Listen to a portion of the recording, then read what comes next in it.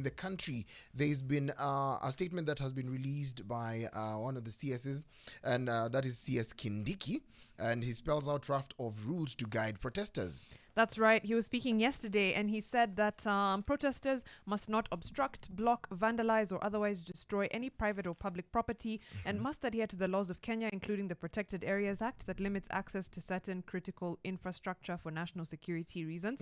I think with that, he's alluding to perhaps attempts to maybe go towards State House or Parliament and things like that. He gave a raft of other rules, and he also said that for avoidance of doubt, even if you're not protesting, you must adhere to these rules. Yeah. But nothing has been said about how much police force is acceptable, and how the police should exercise restraint when dealing with protesters, and the fact that our right to protest and picket is also guaranteed under the law. Interior CS has also given time. He says amongst these rules are protests are not supposed to go beyond 6:30, and of course demonstrators should not force their way into prohibited areas. I believe there's that's on the measures that are trying to say hashtag Occupy Parliament, hashtag Occupy State House, and other spaces. And as you look at that, I hope that everything goes well, because I remember the shooting that happened and it led to the death of Rex was beyond 6:30.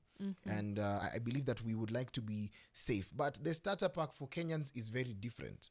Kenyans have said they'll carry their flag, water, mask, whistles. Some of them are just saying that they'll wear their hashtag reject finance bill t-shirts. Yes.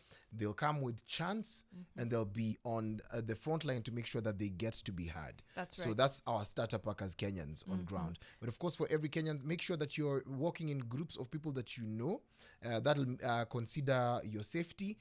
Consider your safety by carrying some water. Make sure that you're in spaces where you're not in contact with the police directly. Confrontation is also not allowed. Last time I saw a young lady pushing a police officer. I'm just saying that is a human being, and maybe they might react in real time. That's because they are human beings. Yeah, absolutely true. And of course, there is crowdsourcing for various legal services. The Law Society of Kenya has given toll-free numbers for anyone who's arrested. Defenders Coalition is still collecting donations to be able to bail out anyone who's arrested today. Also, at Jamia Mosque, there's free water and medical services still happening. I just saw Fred Mushina donating lots of water, and so many other people have done so. And there will be nurses. The Kenya National Union of Nurses also said that they will be volunteering their services for free. So in the eventuality of anything, you can of course take someone to Jamia Mosque. That's in Nairobi, and I'm sure the same is happening for protests all around the country. Na mmesema starter pack ni Kasimu, mnajua mahali penye tunakula hapo kwa ground, na wamesema vile tunafika kwa ground pia. Vile tuna arrive. Arrival wamesema ni taxi hivi. Taxi hailing. Yeah, and then Mariam, like a fried chicken. how can you throw water, spray water on a body? How do you tear gas? How do you tear gas a body?